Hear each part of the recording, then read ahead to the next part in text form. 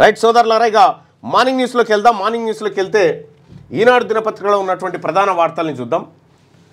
30 ఏళ్లలోపు పుట్టెడు కష్టాలు, కుటుంబాలను చిదిమేస్తున్న రోడ్డు ప్రమాదాలు, భర్త దూరమైన బాధను మరవక ముందే మీద పడుతున్న బాధ్యతలు, పిల్లల పోషణకు వితంతువుల కాయకష్టం, ప్రభుత్వ సాయానికి ఎదురుచూపులు.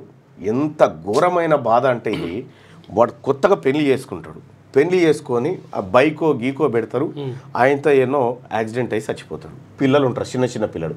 ఆ చిన్న చిన్న పిల్లలు ఉంటారు. ఆమెకు నిండా 25 ఏళ్ళు 30 ఏళ్ళు ఉండయి, 25 ఏళ్ళు 30 ఏళ్ళు ఉండే నిండా. ఇక అప్పటి నుంచి గొడ్డు కష్టం, ఇక జీవితాంతం గొడ్డు కష్టం చేయాలి, పొరగాలని సాగాలి. కుటుంబాలు ఛిద్రమైపోతూ ఉన్నాయి. దానికి కారణాలు అనేకంగా ఉన్నాయి, మనం విశ్లేషించుకుందాం. రహదారి ప్రమాదాలు 3 వయసులోపు మహిళల జీవితాలను చిన్నాభిన్నం చేస్తున్నాయి. జీవితాంతం తోడుంటాడని బాస చేసిన భాగస్వామి అర్ధాంతరంగా తనువు చాలించడంతో ఒక్కసారిగా జీవితంలో చీకట్లు అలుముకుంటున్నాయి.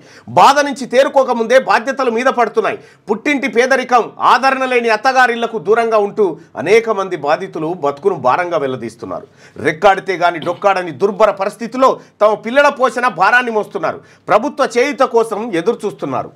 దరఖాస్తులు 30 నుంచి 40% వారివే. రాష్ట్రంలో చిన్న వయసులోనే జీవిత భాగస్వామిని కోల్పోతున్న యువతుల సంఖ్య పెరుగుతుండడం ఆందోళన కలిగిస్తుంది. ఈ పరిస్థితికి భిన్న కారణాలు ఉన్నప్పటికీ ఇక గీడజోడు కన్నీళ్లే తోడు. కుమార్తెతో ఉన్న ఈ మహిళ పేరు బూక్య కవిత. వీరిది మహబూబాబాద్ జిల్లా దంతాలపల్లి మండలం వాల్యతండ. గతేడాది జూలై 5న దంతాలపల్లి శివార్లో వరంగల్ ఖమ్మం రహదారిపై జరిగిన రోడ్డు ప్రమాదంలో ఆమె భర్త నరేష్ 28 ఏళ్ళు ఉంటాడు, మృతి చెందాడు.